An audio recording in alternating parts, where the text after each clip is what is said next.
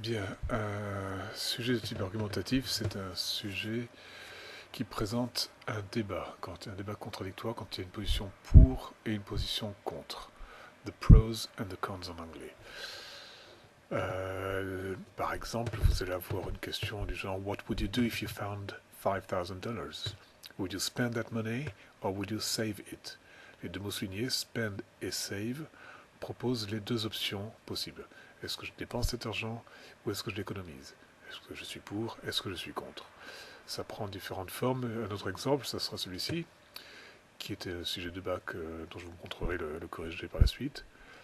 Do you feel mobility is an obligation or an opportunity in today's world? Est-ce que la mobilité c'est une obligation ou est-ce que c'est une chance dans le monde d'aujourd'hui?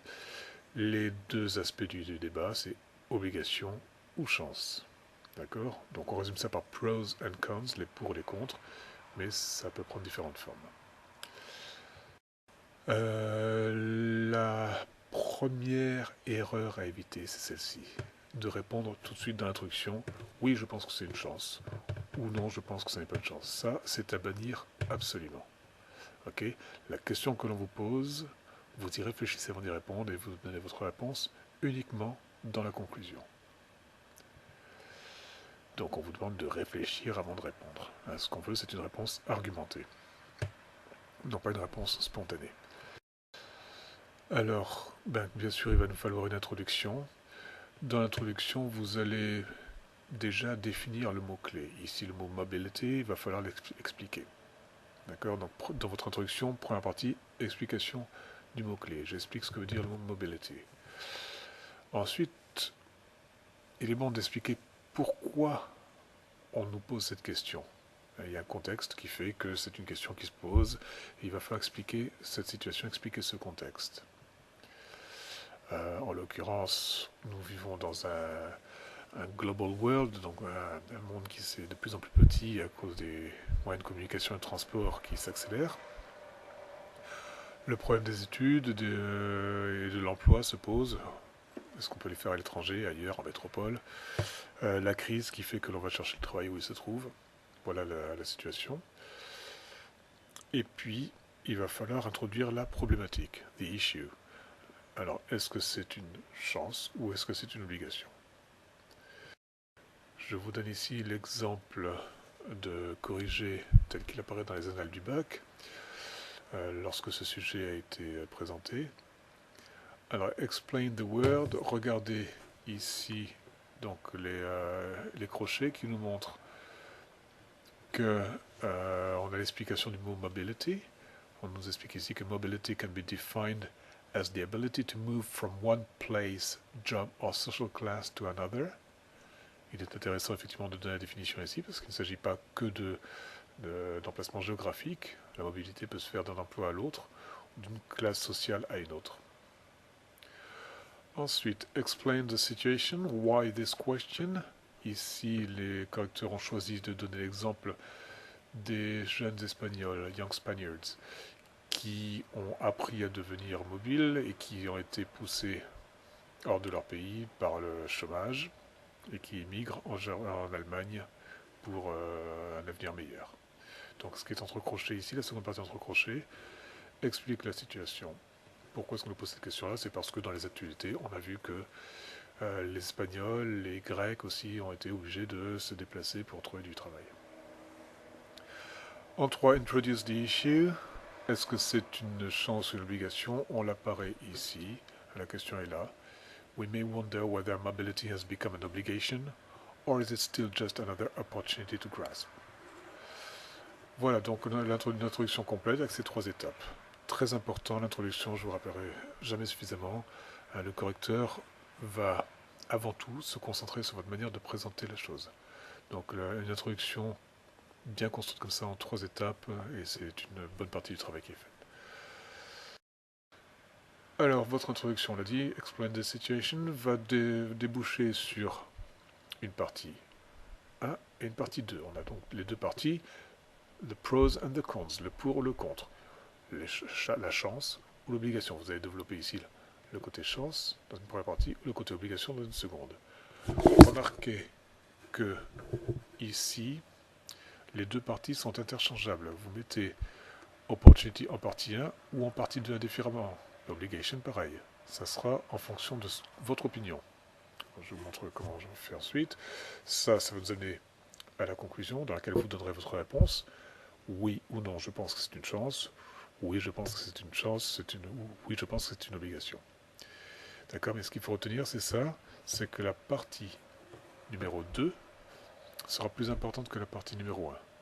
Donc vous la gardez, c'est la partie numéro 2, c'est celle que vous garderez proche de votre conclusion.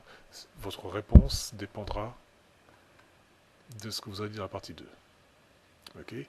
En partie 1, vous défendez les arguments qui ne sont pas ceux que vous retenez, qui ne sont pas les vôtres.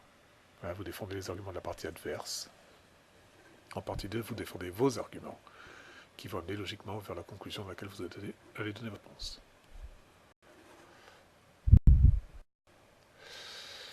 Pour faire votre travail de préparation, je vous recommande de faire ça au brouillon, faire 2 colonnes, the pros and the cons, ou opportunity obligation, et marquer ce qui vous vient à l'esprit comme argument pour défendre les deux positions. 3 arguments dans chaque colonne, ce sera l'idéal. Okay. Mais pour chaque argument, pensez à rajouter des exemples personnels. Okay, c'est important d'illustrer par exemple chacun des arguments. Alors dans une copie de bac, ça fera peut-être beaucoup, donc c'est peut-être pas la peine d'illustrer chacun des arguments, mais illustrer au moins le dernier, le plus important. Okay, donc, retenez ici donc que vous devez garder l'argument le plus important pour la fin, que ce soit dans la première partie ou dans la seconde. D'accord, donc les exemples personnels, ce sera peut-être un peu difficile, vous n'aurez peut-être pas assez de temps, ni le nombre de mots suffisant pour développer chacun des arguments, mais essayez d'illustrer au moins le plus important avec des exemples personnels. Ça, vous le faites au brouillon, vous rédigerez directement après sur votre feuille. Donc, votre brouillon va ressembler à ceci.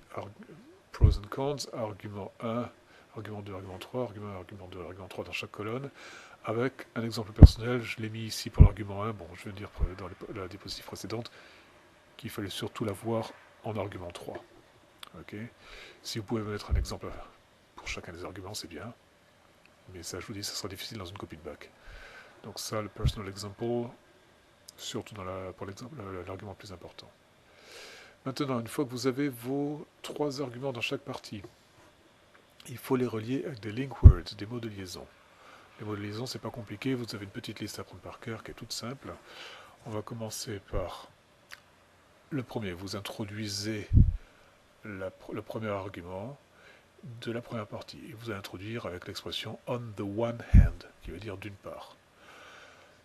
Attention, je sais par habitude que le on the one hand, si vous ne faites pas attention, va devenir in the one hand, in the first hand, on the hand, etc. Il n'y a rien qui marche. Ça sera on the one hand, apprenez-la par cœur, pour dire d'une part. Je développe mon premier argument, je passe à l'argument numéro 2 en utilisant le mot de liaison besides. Besides, qui veut dire de plus. Pour rajouter un argument, vous dites de plus, on peut considérer que ceci ou cela. Et pour passer à l'argument 3, un autre équivalent de besides qui sera what's more. Chaque fois, vous ajoutez un nouvel argument. Donc besides, what's more peut s'utiliser indifféremment pour rajouter un nouvel argument. Une fois que vous êtes arrivé à la fin de ce paragraphe-là, vous sautez une ligne, vous passez au paragraphe suivant et vous allez développer la partie contre, que vous allez introduire en répondant à cette expression-là, on the one hand. Vous allez commencer par dire d'une part, vous allez dire maintenant d'autre part. Et ça se dit on the other hand.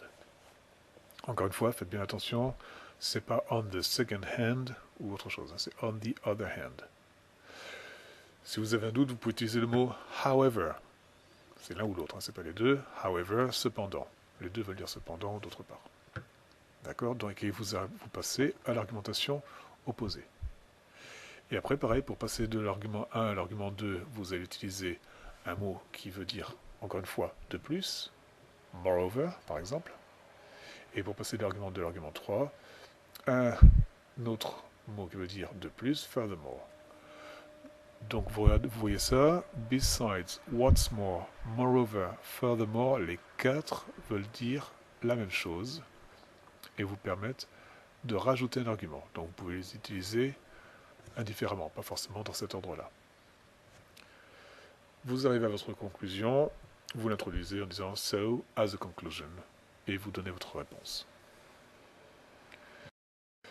Un petit conseil supplémentaire, essayez d'être précis et utilisez des adjectifs et surtout des adverbes. Des adverbes comme obviously, de manière évidente, s'emploient tout le temps, pour annoncer des évidences. Certainly, surely, probably, tout ça, ça s'utilise très facilement. Regardez les exemples. I will probably have to make a choice when I'm 18. On parle de mobilité, vous dites que je vais probablement devoir faire un choix quand j'aurai 18 ans, à savoir rester à la Réunion ou partir. Vous voulez exprimer une certitude. I will certainly go to the USA for my studies. Pensez à rajouter des adverbes. La conclusion, ben voilà, aussi comme pour l'introduction, une partie très importante à ne surtout pas négliger. Elle va se faire en 3 étapes, comme on a fait pour l'introduction. Un petit résumé des arguments contre, mais très très court, en une phrase. Par exemple, I think mobility is an obligation. Voilà, pour répondre à cette phrase-là. Un résumé peut-être en reprenant l'argument le plus important, l'argument contre. Sum up the pros, pareil, petit résumé de la seconde opinion, celle que vous allez retenir, et vous répondez à la question en disant oui ou non, je pense que c'est une obligation. Alors je regarde la première, sum up the cons. En introduisant avec to conclude, it is obvious that today's world is different and skilled workers will have no other choice than to go where the job market is. Bon, je pense que c'est une obligation. Voilà, je reprends ici que les ouvriers qualifiés n'auront pas autre choix que d'aller là où il y a du travail. D'accord, donc ça c'est une obligation. Maintenant, je vais résumer les aspects pour, en disant que je pense que c'est encore une chance pour répondre à la question. Donc je vais me prendre de cette manière-là, en utilisant le mot but, qui est un autre mot de liaison. But I'm only 18, je parle pour vous bien sûr, and full of energy and desire to discover new countries and new cultures. So to my mind, mobility is definitely the aspect of globalization that I like best. Donc ici, à la fois vous donnez un des arguments développés dans votre rédaction, et vous donnez également votre réponse. Donc ce qui vous intéresse, c'est que vous avez envie de découvrir de nouveaux pays, de nouvelles cultures, et que pour vous, ça reste une chance, c'est l'aspect de la globalisation, de la mondialisation que vous préférez, vous répondez à la question. Voilà, le texte le corrigé proposé dans les annales est ici en entier. Je vous propose de le lire, enfin je vous suggère de le lire avec attention pour voir si vous retrouvez effectivement tous les éléments qui ont été mentionnés dans cette partie sur la méthodologie.